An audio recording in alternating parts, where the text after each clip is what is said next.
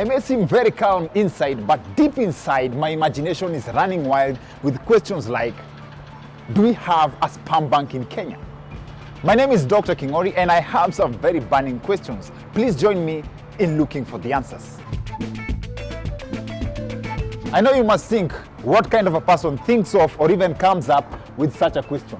Huyo lazima kuwe ni jamaa amechoka kunyonga for free. No, Zimaze, not really. Let's drop the holier than thou attitude. This question is purely drawn from innocent curiosity. Or maybe it's inspired by some of the philosophical questions I get from my baby girl. Nanipenda sana ama kidogo. Hey, how much do you think? You tell me. Honestly, everybody deserves to feel the joy a child brings. Of course, I look at my daughter as herself, but sometimes I marvel at the idea of where she could have been before that. You've got to appreciate life differently, especially when you look at human beings as former sperms. When you look around, all these ladies and gentlemen are they that hatched. Is it just me who thinks like that? Like, what do my friends think of the idea of a sperm bank? Okay, si ni bank tu ya sperms. Yeah, I think whatever I know about a sperm bank, nimewatch kwa movie. Oh yes, I've heard of a sperm bank before, courtesy of what I do. Never seen, never been to where this happens. But yes, I think I have an idea of what a sperm bank is all about. Oh, ouch. It's a very white phenomenon, figuratively and literally. Tell you what, a simple Google search of a sperm bank in Kenya leads to very attractive results that catch attention right away. They have you with suggestions like, how much is a sperm donor paid in Kenya?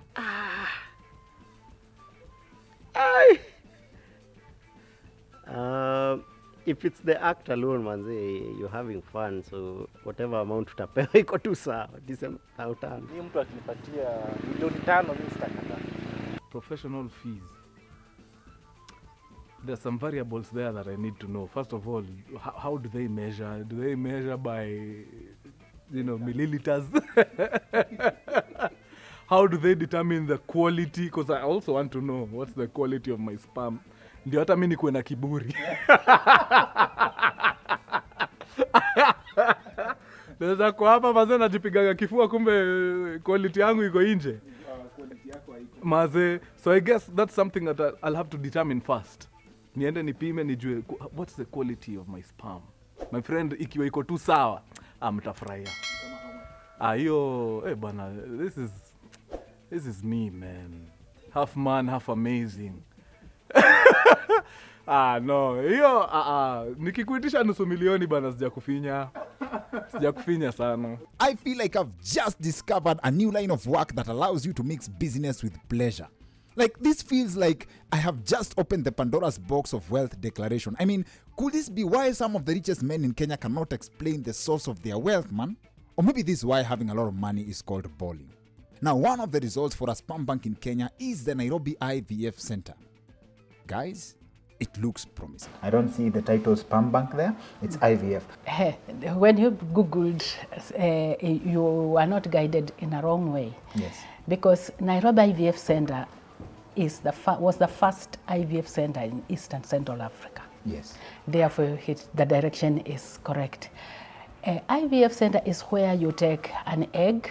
IVF is where you take an egg and you take a sperm, fix it in outside the body, and then return into the body within 5 days.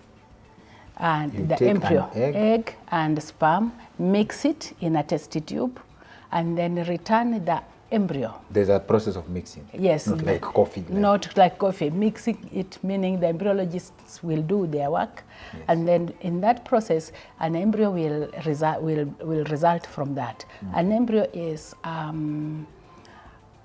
not. You see, a sperm is not a baby.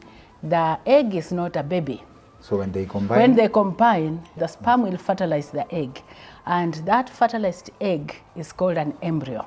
Thank you. Yes, and so the process, I'm sure you check the process. Do you find, I'm sure you've also been part of the process, like when you put a sperm and an egg, is it automatic that the sperm will go into the egg, or some sperms have to be pushed? Like, do you find sperm that don't feel like? there are so many sperms That don't feel like, that yeah. don't feel like, and that is why we have a process called ICSI, whereby a sperm is directly injected into an egg. Forced into an egg? Yes. But sasa if it doesn't feel like, will that There's no result way. into a lazy baby? No, there's no way a sperm, when it's being injected, direct injection, it's called intracytoplasmic injection. Direct injection of a sperm. An individual sperm? One sperm, one egg. Singled out? Yes. That's a sperm that did not even race the It does not, million race. It does not need to. And that's, the process is supposed to make, it's a scientific process. If the natural way that a sperm is supposed to race is defeated or is not coming forth, then therefore you use the scientific way to make everything easier and comfortable.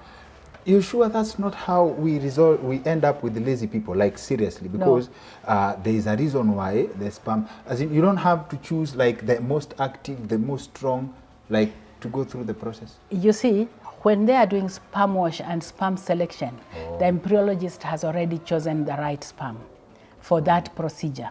They vote for the sperms. It's like an election of sperms to choose the representative that will be chosen. Let us say but you see, the sperm will be picked. The sperm will be picked, the good sperm, because during the wash and preparation, the abnormal sperm will be deleted out, and the lazy ones will not therefore function. So they'll have good sperm for use. Isn't it too much power for you to be here on the microscope and identify one sperm among the millions and say it is you that is going to be a human being? So in fact, when you meet this person later in life, do you know I could have chosen the sperm next to you? No, I believe. Or would you blame yourself if someone turned out to be, let's say, a gangster, and then you're like, oh Lord, I chose the wrong sperm? No, actually, it's not me who's choosing. It's God who's choosing. No, you know, imagine. I don't know. What are the odds? Like, there are these millions. Choose this one, becomes a president. And then choose this other one, becomes a terrorist. As in, when you think about it from that perspective, and you're like, oh Lord, if I just moved the needle 1 inch, because you could probably even remember how they are playing here.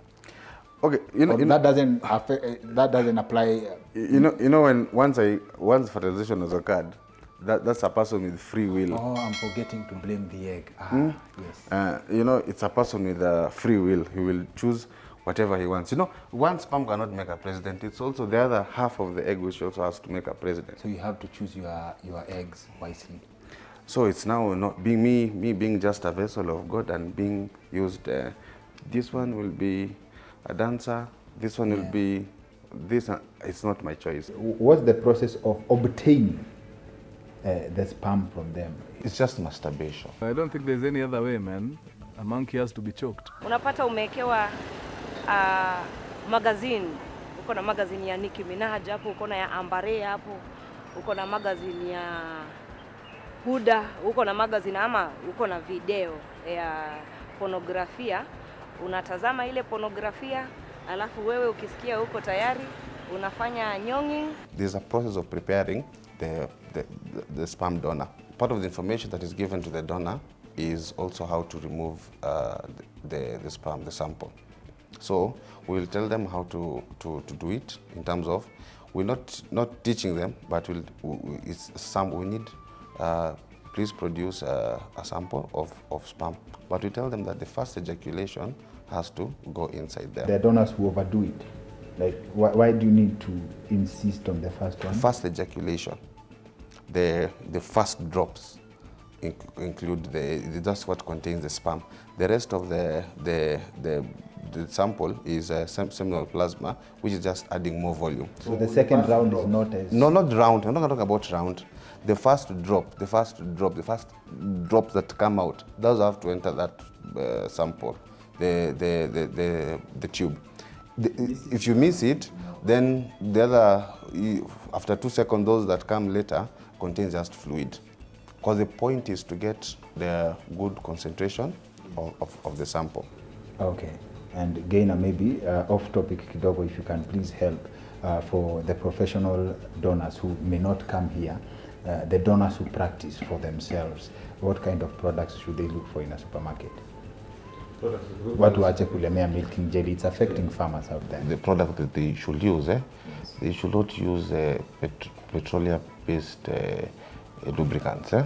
They should go water-based lubricants, yeah, because the petroleum-based lubricants may, I think they say it has detrimental effects on their skins, and all that.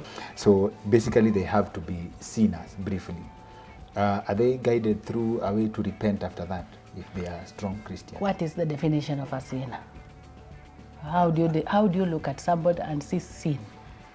The son of David, who they quote for obtaining sperms without a woman, somewhere in the Bible, I don't remember the page. You see, we do this, sperm donation is in the Bible. There is even a certain man who was punished by God for, he was instructed to...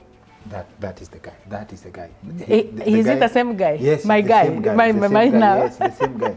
The guy who God told to to have some relation with a woman, yes, so that they could desire a child. Donation, I believe. Yes, that you see, a sperm donation issue is in the Bible, and God Himself struck that man dead because he was having fun instead of having an assignment. That donors don't have fun. Donors, I don't know how to describe fun when it comes to to sperm donation, but I know they purely come here to assist someone who is in dire need. In terms of identification of donors, I was told that by Robin actually, that university students are the best candidates for donations because apparently for intelligence. Do you factor in the fact that some people copy their way to university? Copy their way? Yeah. Copy exams, KCSE, they pass, and then wanaingia campus, unafikiria their campus material, and then you give your client a baby who's supposed to be, let me not give, a baby was not meant for campus, a baby who does not have the intelligence level that a campus student is assumed to have. Do you factor that in? No, okay, for me, from the experience we have here, from a man perspective, let's say you are a couple, you have come here, you want to have the situation is you have to have a sperm donor. It's very, for the man, it's very hard to choose the sperm donor yourself. You know, you're a man going to choose nataka huyu chali huyu ndio nipe mtoto. It's very hard. So they usually, most of them, they remove themselves from the process. So now it becomes the woman who now chooses the sperm donor. Now when it comes to women to choose now the sperm donor, education sometimes is not the factor. So now people will tend now to choose how someone looks, because somehow someone looks, education may come depending on maybe their status. Because most also, if you think about it, infertility affects wide spectrum. Yes. So you'll find that most people who come here, even if it's 50-60%, are not rich, you know. So their background is not from the education perspective. Yes. Yeah. So now when they come here, education is not the main factor. Yeah.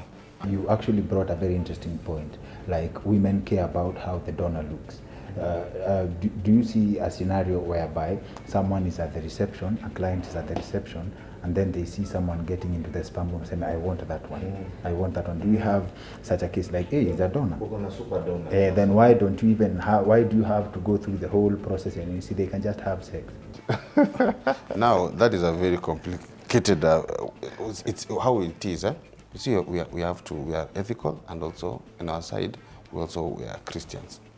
So we cannot tolerate like doing it like that. You see, as we believe, Or you cannot donate biologically. you cannot. You have to go through the machine. We cannot participate in immoral acts. That's what I would say. If someone says a donor and they say want a donor and they want to go have sex with the donor, you see, we for us participating in that would be immoral. You don't give people what they want. Okay, you see now the thing is, donors come in two. There's anonymous, means you don't know the donor, and then there is unknown donor. So when a client will come to the clinic, they can never know who has what business in the clinic, yeah? But if they want a donor, you have a profile where you have, let's say, right now we have around 300 sperm donors. So each donor has a booklet where now it describes their profile, whether it's education, a picture of them, their health status, and such kind of thing. Yeah? So the patient will, or the clients will have a way of now choosing their donors who they don't know through the information we give them per file. Yeah? So they will never really know who comes to do what business. Yeah, but you may find that clients will prefer now some particular group of people, donor, you'll find that is preferred. Umeenda through hiyo nini yote, umeacha specimen yako hapo alafu hakuna mtu anaitaka. Do you know what that would do to someone's self-esteem? You look like a donor who will go find out kama Maze, kuna mtu ameonyesha interest.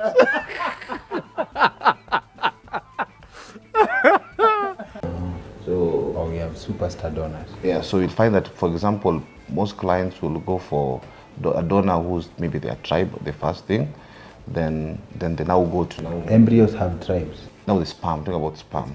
Yeah. The sperm donor has a tribe. So now they will go first maybe for the ethnicity, then next thing now they go to now maybe features or education. Yeah.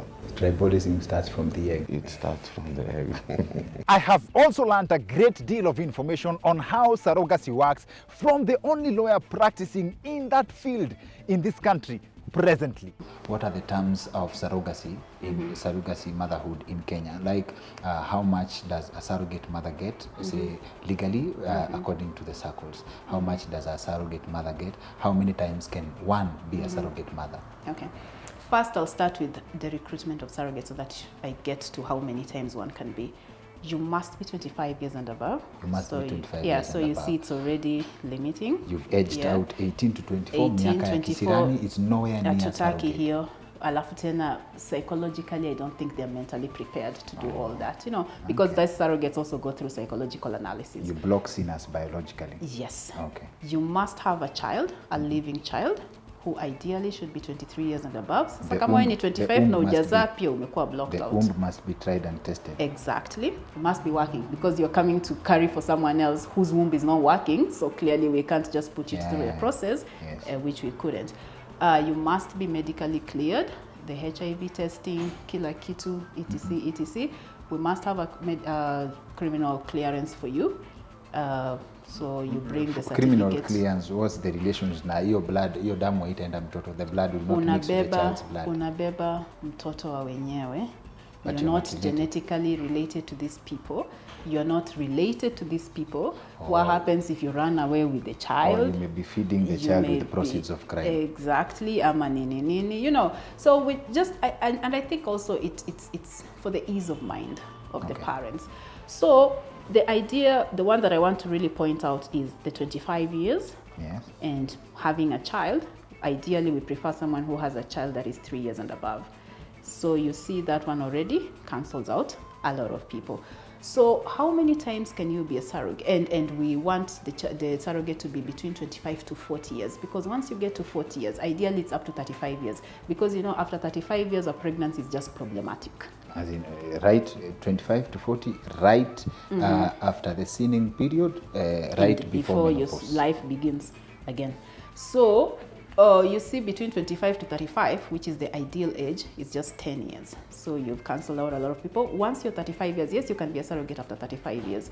but the chances of having a problematic pregnancy increase. So that is what we are trying to level out, because you don't want to put a woman through a pregnancy process and then she gets complications later. And and maternal age ukishafika 35 kubeba mimba pia inakuwa shida. Okay. So how many times can you be a surrogate? We advise twice. Why twice? Because once you give birth the first time, you're supposed to stay, if it's a natural birth, you stay at least for 1 year before you can be a surrogate again. If it's a cesarean section, at least 2 years before you can be a surrogate again. And we do not want this to be a commercial enterprise where women are just out there waiting to get pregnant and get money. So kazi yao tu ni kungoja after every 1 year wanazaa.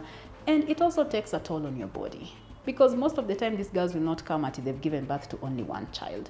You see, maybe they already have 2 children, some have 3 children, they're like 32, kizaa wa kwanza, alafu uongeze mwingine. You see, you can't just keep giving birth and giving out. And maybe you want to get married, have your own kids. You also have to weigh in those factors. Secondly, a birth process. So a surrogate mom is someone who's probably in a relationship. You have a husband. You offer yourself as a surrogate.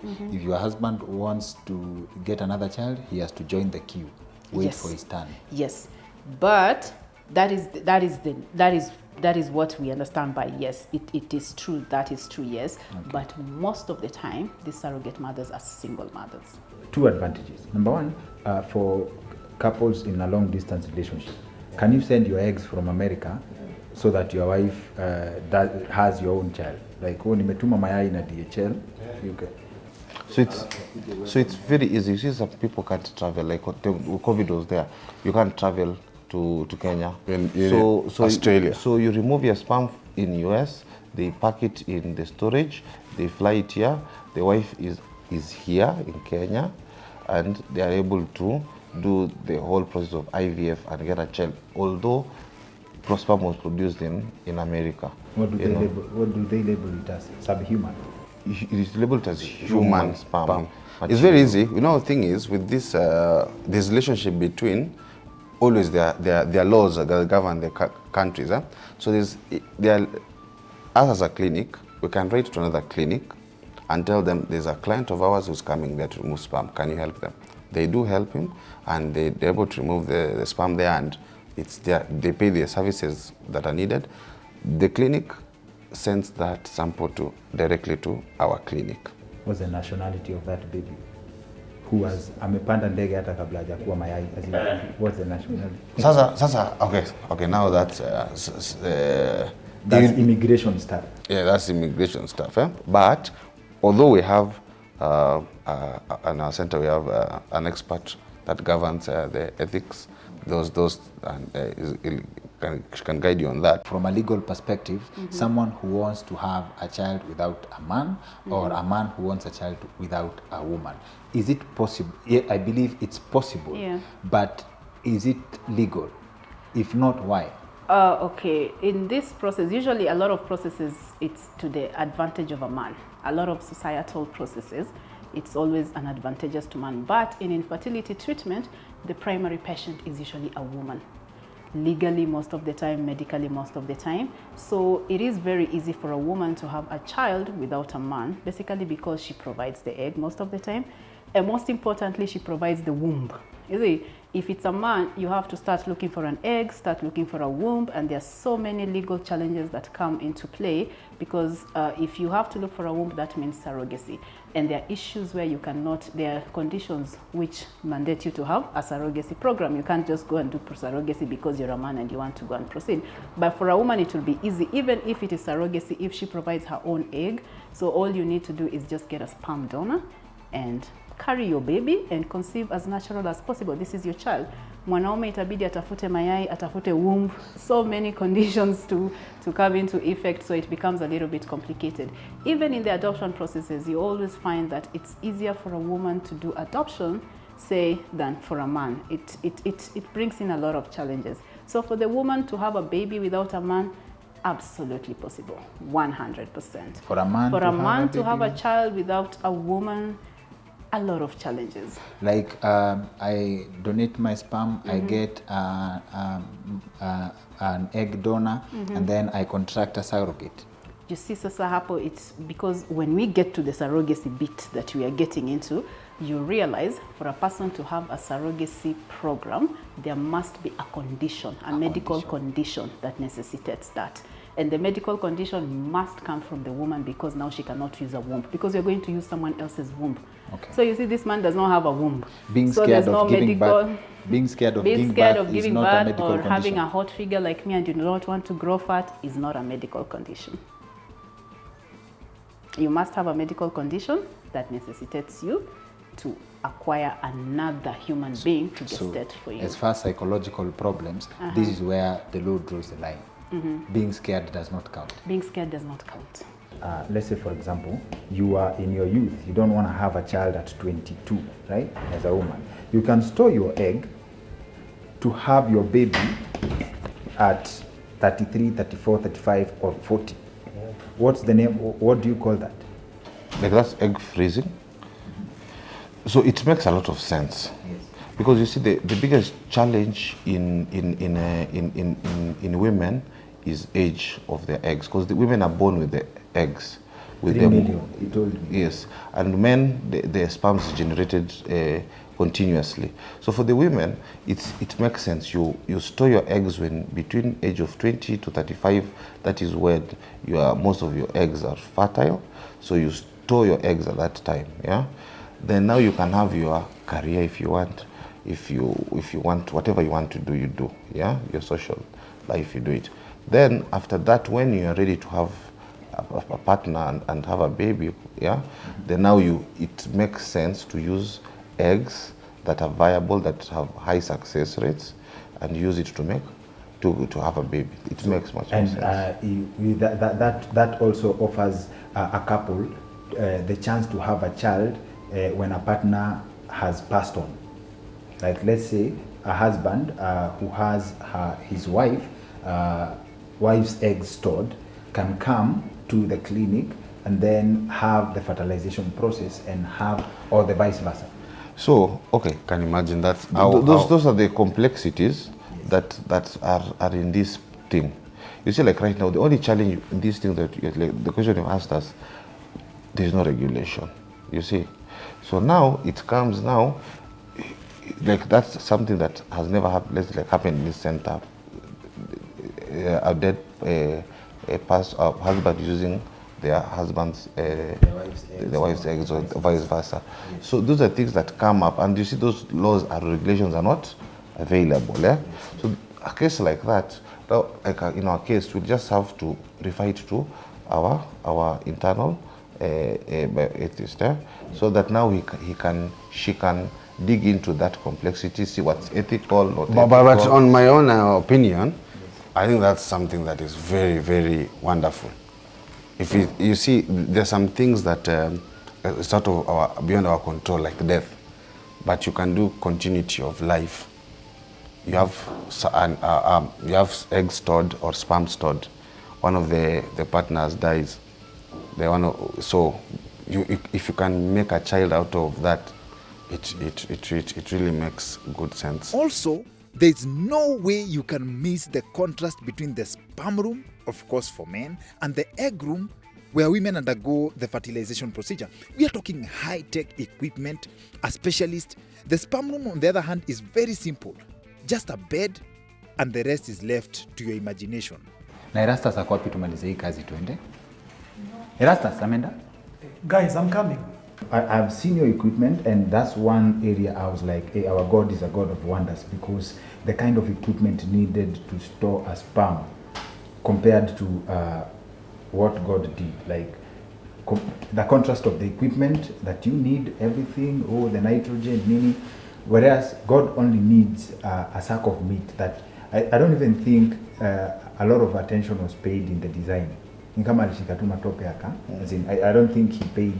He invested so much time in the sperm storage, the natural sperm storage system. So here's where we store our embryos and sperm. This side is for sperm. Yes. And this left side is for embryos. Sperm and embryos. Yes. Like no eggs. Like these are fertilized eggs. These are sperm. Yes. Okay. So with the eggs, we also put them as embryos. Ah. So this is just sperm, and this is, as you have said, oocytes and embryos. So God forbid if something happened, and then like an earthquake, and then these bottles shake into each other, there's a whole generation of human beings in this room. There are 50,000 at least human beings in this room. So if something happens, we have lost 50,000 babies. No, let's look at the bottle as half full. If an earthquake happens, we have 50,000 human beings in this room. We have 50,000 human beings, more than 50,000. And 50,000 in what state? In the embryo state. For how long can you store them? So with liquid nitrogen, you can store them for eternity. They can stay for millenniums, millions of years, for eternity. This is as long as you fit the optimum conditions of whereby nitrogen is there, they can stay as for long as possible. So an embryo here can be picked in the year 3100, fertilized, and then it becomes a person who was conceived in this millennium, and then they are born or they are made into a human being 1,000 years to come. That's possible. That is very much possible. Yes. Even the sperms, the same. They can stay for eternity. And that's why we need a lot of laws to help us with storage, in terms of how long can you stay with an embryo. Okay. Because this is life, and we want to make sure that it's preserved and it is not stored, it's passed to another generation. Because a lot of people are in demand, are in need of these embryos. Yes. This through donor embryo program. Yes. But the price is a bit high, but it can we work out to make sure that we have the best price. But if this, one of the best options is if we can find a way of having low prices to transfer this, a lot of patients can benefit. Yes. So like in the world, who started from the bottom, these are people who can talk about started from nitrogen. Starting from the bottom, literally starting from negative 96 196 degrees Celsius. Negative 196 degrees Celsius. This is as cold as space, minus 196 degrees Celsius. So hapa ndani nikiingiza mkono. So hapa ndani, yeah, in nitrogen tank, this is a nitrogen tank. Inside is liquid nitrogen. Okay. And inside are embryos. This is called a cane. Each cane holds several embryos. Okay. And as you can see, these are several. For each cane has several embryos. So this can hold maybe 40. Yes. And you can say this has 1,000 embryos. Yes. So if you put that, this is a 6,000 embryos. Okay. So if you calculate, maybe there are 10. Those are as many embryos as there. And the marvel of life is that the difference between me and you and an embryo is time. Yes. Wow. You want to show us something? This you want to show us liquid nitrogen. This is liquid nitrogen? Yes. It's liquid. Yes. If you hold it for too long, your fingers too long, they'll freeze. Like freeze kabisa. Freeze, eh? It will freeze. I can show you a demonstration. Yes, please.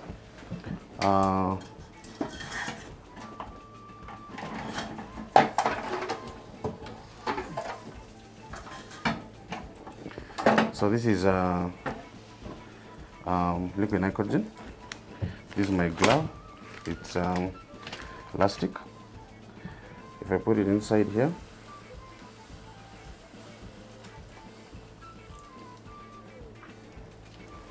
then it's solid.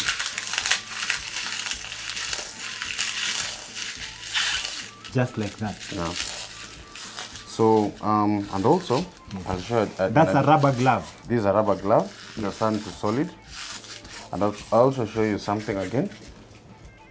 If I put this other the glove, this is an embryo. Sometimes, yes, to put it inside the nitrogen, it becomes frozen in time. Yes.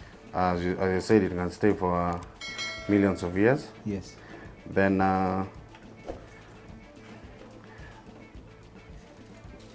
when you remove it from nitrogen and leave it to warm, Yes. it should go back to its form. That is being elastic. Wow, wow, wow, wow, wow. You said negative 196 degrees. Yes. Now I understand the jokes Kenyans make about baridi na watoto. The beauty of my quest about a sperm bank is that it has led me through a series of new information in the world of fertility. I've even gotten to meet one of Africa's top gynecologists. How do you describe what you do? It's a terminology thing for me. A passion, you have a passion for making babies or a passion for looking for babies? I have a passion for helping those who are looking for babies. Those who have been trying to get baby and it's taken too long and they are not getting baby and it looks like they're not going to get baby. Then these are the people I would really want to help. How do you know it's time to seek professional help in the context of a couple? This is a couple who are living together. Yes.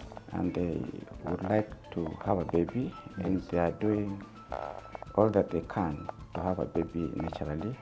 And this has not happened for a period of about 1 year. They definitely get concerned that something is not happening. So most of them come to see us when they have stayed together for at least 1 year without having a pregnancy. What's the standard measure of knowing that it has backfired? Like, let's say, for example, you're on the 3rd month. I believe most people would like to be concerned around that time because I think the pressure from the in-laws start like 2 weeks before the wedding. So how do you know it has backfired? Usually by the 6th month, most couples know something is not working. Yeah, but we always encourage them to be a bit patient because it could still work maybe up to the end of the 1 year. So at the end of 1 year, if it has not happened, then we know it may not be happening, something may not be working. And that's the interesting thing about fertility. There are people who even get children without trying. As in, oops, you have a baby and then there are people who you keep doing everything right, but still there's no baby. Is there a science for the delay why someone would get a child after the 1 year, someone would get a child in the 1st month? Yeah, those people who get baby in the 1st month, it means that their fertility is normal as it should be. Yeah, but that could delay into the 2nd, 3rd month. Yeah, but by the end of the year, it means that definitely there is something not working.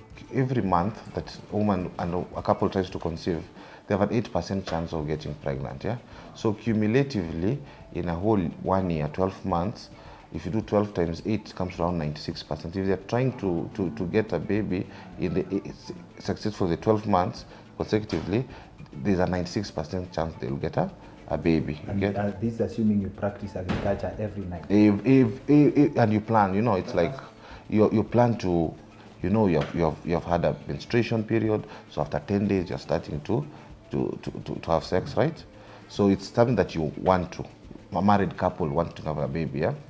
So cumulatively, it comes to 26%. But on that every individual month, it's 8%. 2004 is when we started now trying to start getting an IVF center in place. By September 2005, we got the first pregnancy. And that was the pregnancy that resulted into a child in May 2006. So our first IVF baby did not result from the most rich person. Okay. It resulted from one of the patients. With her permission, she gave me permission to be talking about her. She was a hawker in the streets of Nairobi, in Tomboya Street. Yes, and we were in Tomboya Street. And she used to bring in her money. Every now and then, she brings in 2,000, 5,000, as she sells her oranges and her mangoes. And that indicated to us that it's not how rich you are, it is how willing. Is there some kind of monetary exchange for a sperm donor? Of course, I know there are limits because I'm sure people will be queuing at the sperm room for the figures, but you say there are terms and conditions. You see, a donor may decide to come from, let's say, Embakasi, use his money to come donate and go back to his place, right? So, of course, there is monetary giving of money in form of logistics. Someone has to have the someone ametoka Kiambu, lazima watampea pesa ya kuku. It's a good example. It's like when you donate blood, you are given soda at the end of it, right? Yeah. So it's the monetary value is in terms of transport. So I can come here and say I'm from South Africa. So depending on exactly. So, like for example, mzungu amekuja, si ametoka, sometimes ametoka hata Mombasa, for example. No, kama ametoka Mombasa, ametoka holiday, we have received like 2 white people who have come, and they have just come just to donate. Anakwambia nimetoka Mombasa, nataka kutoa sperms. So you have to compensate to transport. How do you know this is not someone who's just stuck and they just want to wank for transport? If they wank for transport, because you see, it is standardized even in worldwide. There's usually a monetary attached to it, yeah. But you see also you cannot equate that money to that sperm. How much is a sperm? And then I think there needs to be a review here. If you have a good donor, you should prepare testimonies for someone, like say a campus student later in life can give a testimony. If he was a donor who made good money, say, oh, my kids put me through college, my kids financed all my uni life even before they were born. I think that's a good thing. Because really, you see some people, some people, the problem is sometimes people just don't have enough money. You know, maybe the money that you give someone else it's the money that you, maybe for that transport, maybe the donor is being given 5,000, right? That 5,000 to someone some people is a lot, you know. Someone is anyonge every for 6 weeks continuously. So per week you'll be coming twice approximately. So you'll have six times that you will come in that from beginning. You started today, 3 weeks, you'll remove 6 times. Continuous. Yes, there's good money that someone, if it depends, it's relative how you see it, but it's let's say 5,000 for that week twice. That's 10,000. For the 6 times that you produce, that's 30,000. The surrogate mother has to be paid. Yeah. Is it payment? Because for sperm donors it's different. Is it payment or it's compensation? It is for compensation. mood swings? Not one thing. It is compensation for time taken out of whatever she's doing to gestate for somebody else. The compensation is good money. Good is relative, but it's good money. Give us a range. From 500,000 and above, that is just the compensation. Depending on the quality of the baby, it's the not, looks of the baby? No, it's not about quality of the baby. You don't even know the quality. You don't even know the looks of the baby. What happens is they negotiate with the intended parents how much they wish to give. That is why I'm saying 500 kwenda mbele. That is just the compensation. There's also monthly upkeep that usually starts from around 30,000. It's supposed to be given for 10 months, 9 months of pregnancy and 1 month of recovery. You're not worried that someone will stretch the pregnancy to 10 months? Okay, unless God does, I'm not sure that can happen. Okay. Yeah. So the minimum I've seen people being offered is 500,000, and mostly this is between relatives. Maybe it's your cousin caring for you. You just want to say thank you. And there are also the surrogacy programs where there's no money exchange. Okay. Yeah. So you decide just to do it with your sister. The ones I like most is where sisters and friends carry for each other. And how sensitive? And how sensitive is the process? If you disagree within the 9 months and the surrogate mother changes their mind. You see, that is now where it is very important that the child is not genetically related to the surrogate. If she changes her mind, she has every right to go with that pregnancy. But if she changes her mind, changes the mind, I don't want the baby now. We're not friends. No, once you can't change your mind. And that is why the recruitment process is very important. The surrogates go through psychological analysis. You find 6, 7 girls want to be surrogates. But once they go through psychological analysis, you can just weigh huyu ataleta shida, wachana na yeye, huyu atane. Maturity counts. Because you are going to carry a pregnancy for someone else and give out the baby afterwards, you know. So there has to be a level of maturity, there has to be a level of understanding the whole process. You're not going to keep this child, you're not going to start saying, oh, nimebeba twin sasa, you need to add or double the monies, or I'm not going to give you the child, I'm going to run away. You need to have a level of maturity and understanding that this is, I don't want to call it work, but it's sort of work that you're doing for 9 months, renting your womb, and then moving on. You're not going to keep in touch with the child, you're not related to the child, so you do not need to keep in touch and find out the process, wanaendeleaje, etc, etc. You know, okay. Because these are girls. And breastfeeding? Maybe, no, she does not breastfeed. In fact, we always advise when they are going to give birth that doctors write a no breastfeeding order, so that when the girl just delivers, she actually gives out the child immediately at birth and does not do any breastfeeding or bonding with the child, because this is not her baby, remember. She's just carrying it for another couple. Genetically and everything, it's not her child. She's the birth mother, yes, but she's not the legal or the medical mother. She's just the birth mother, because she produced the child, she gave birth. So she is the birth mother. That's the difference between impregnating the surrogate directly. There is traditional surrogacy. You know, there are 2 types of surrogacy. There's traditional surrogacy, which is not practiced a lot because it has no legal backing.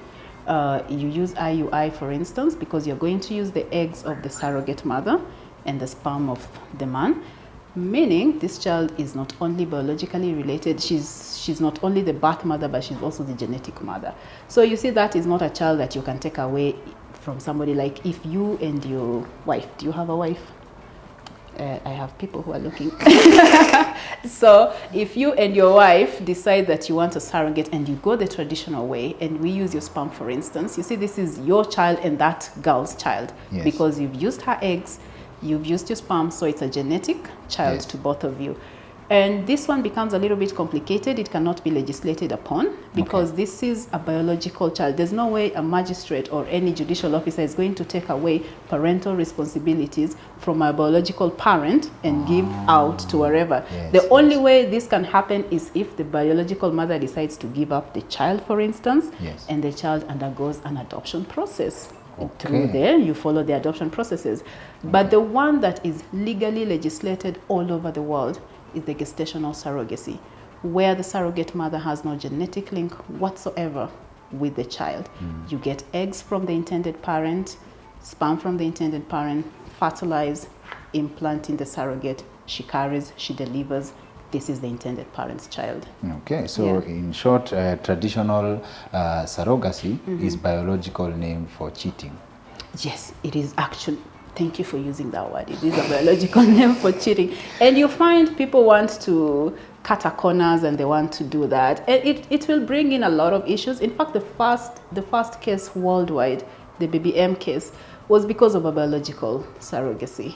It's in America. And at the end of the day, you know, these parties, you know, it was legislated upon, and parties had to have biological rights. They had to have visitation rights and all that, because there's no way you're taking a child from the biological parents and giving to intended parents. But the surrogate mom still keeps the traditional African mom bragging rights over the child. You know, I carried you for 9 months. They all still mothers get that. do that. Yeah. But the surrogate mom still retains that right. Well, if she wants to, but who is she bragging to? Her friends? Or who? No. To intimidate the child. Oh yeah, maybe if she wants, maybe that's just a mad woman. But if she wants to brag to the child, to intimidate the child, then why not? She has all the rights to do that.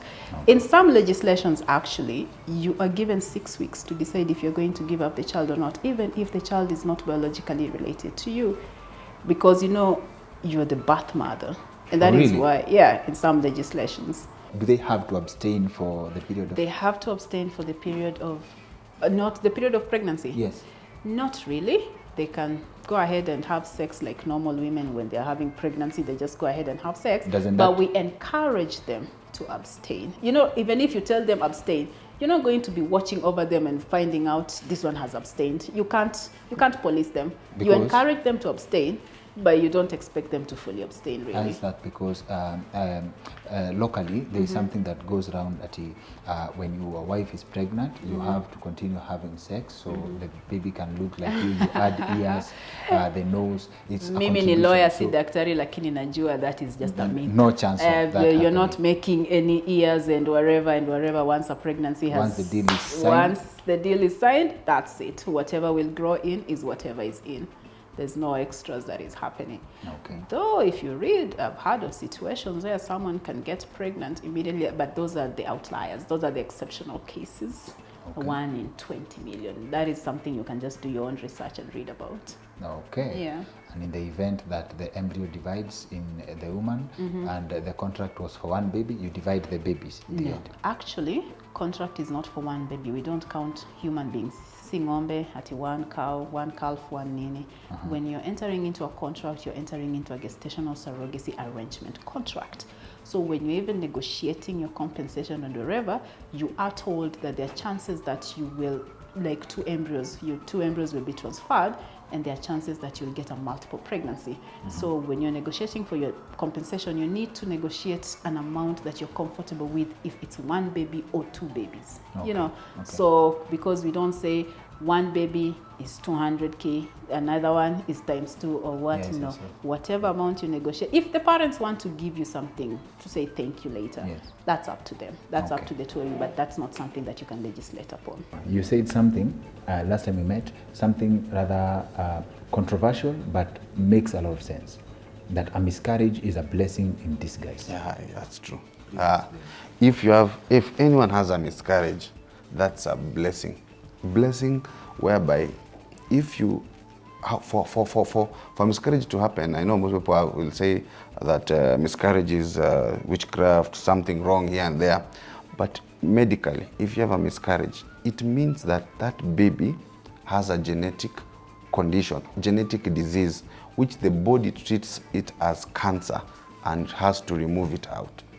So if the body has wants to remove that baby out because you know, if someone is born with no feet, no legs, the head is it will grow in such a way that you'll be able not to mental degradation, or you know, the body will have to eject it out because it's seeing that it has a genetic defect, so it has to remove it. So if you cry that miscarriage is good, what if that baby was born and the baby has no eyes, no ears, no, you know? Okay, so does this mean that when someone has a miscarriage, they should go check why they had the miscarriage for professional help to avoid that happening again? And that's where the tests come in. Thank you. Robin mentioned something about an invasive procedure. IVF being an invasive procedure. But then along the corridors, I've seen a room labeled I can't say that word. Anesthesiologist. Yes. So to make sure that there is no pain. So the whole baby making process through the IVF clinic is purely a tasteless procedure. Yes, it's you know one thing, you should one day look at a procedure that is done without anesthesia. You know it's for the first time the woman to get the eggs, the needle will go to the ovary. Yes. And it's a very discomforting feeling. But you make sure that doesn't happen. You have to make sure that yes. So from the sperm process, it is enjoyable for the man. From the woman's side, it's a 10-minute procedure. They feel they just like went to sleep, then come back again. 10 minutes procedure.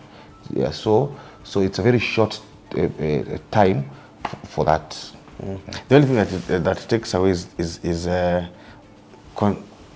time. They have to look for time to come and do the process, because you can imagine working where you work as a journalist, and you have to tell your boss, I'm coming for IVF, and you need to give me all mornings. I'll not be coming. Men are always saying that women are the problem of getting a child. Actually, 50% of the problem is the man, then 30% is the woman.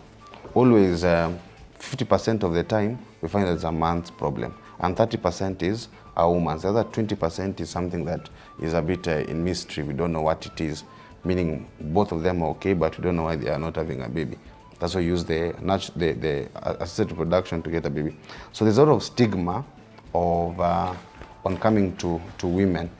They are being blamed in society why they are not getting babies. But the biggest problem is the man.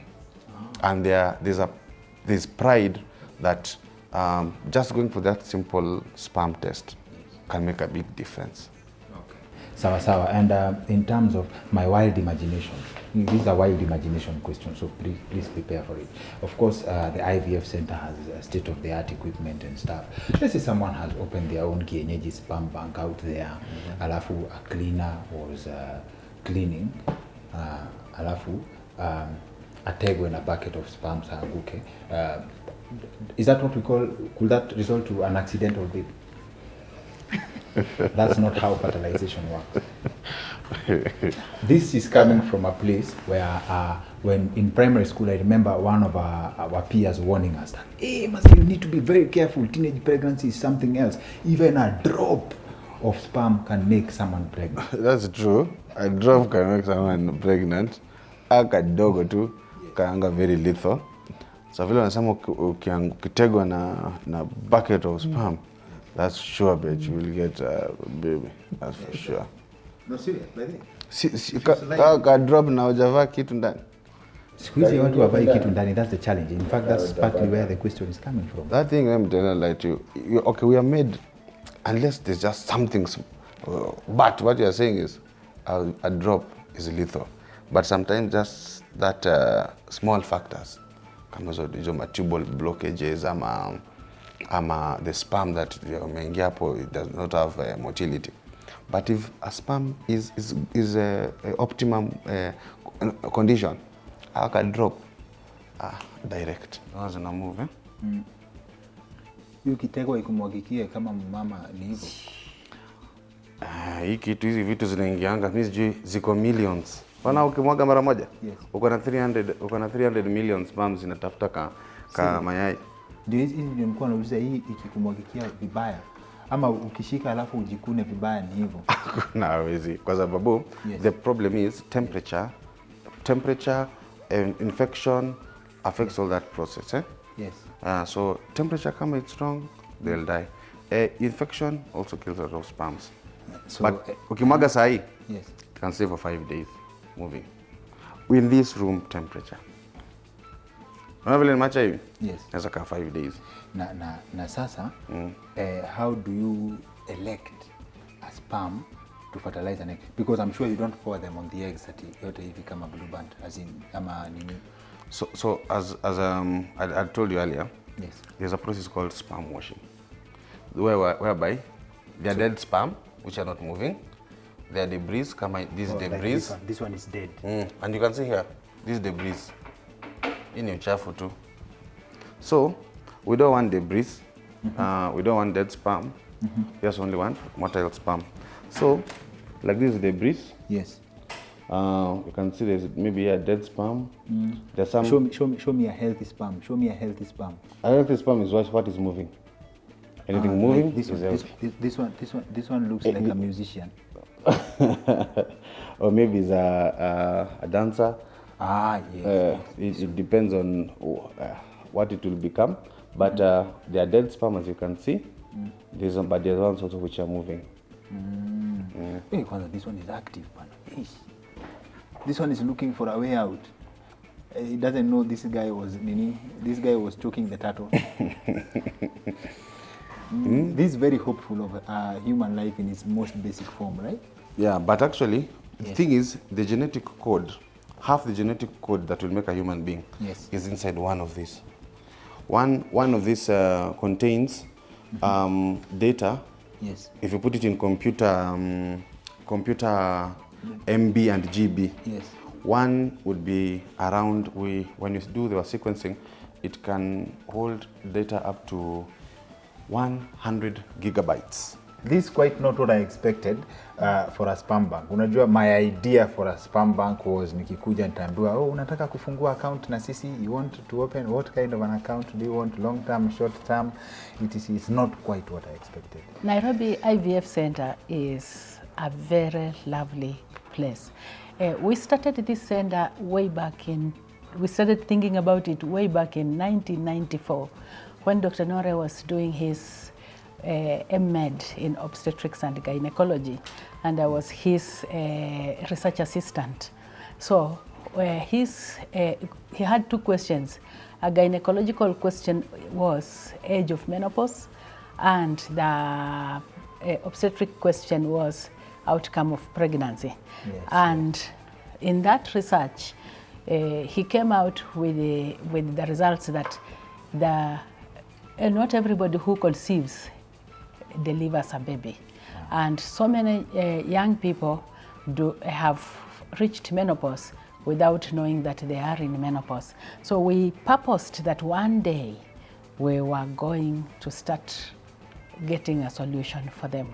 And that is just a highlight of what I've learned from the curiosity drawn from the simple question of a sperm bank. I hope you've enjoyed what you've just seen. Please feel free to share with us your comments, compliments, and criticisms in the comments section. It will help us a long way in improving the quality of content that we bring to you. If you loved what you've seen, please give us a like, hit the notification button, and subscribe to the channel because we have more great content coming your way. My name is Dr. Kingori, and a special shout out to Madam Joy Nore for hooking us up. Now let's see where curiosity leads us from here. I'll see you on the next one.